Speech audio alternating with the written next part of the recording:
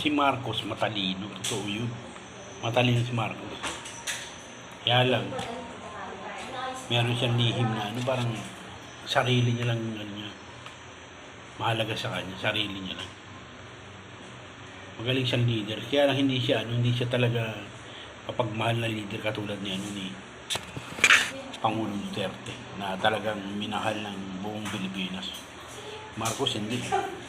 Bagaman pareha silang may history na nagbalasakit sa Pilipinas na marami rin na ipagawa. Pero mas the best si Duterte. Ito lang, di ba? Hindi naman. Kasi si Duterte sikat sa buong mundo eh.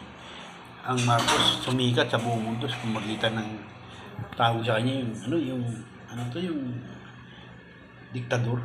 Hindi maganda yun. At saka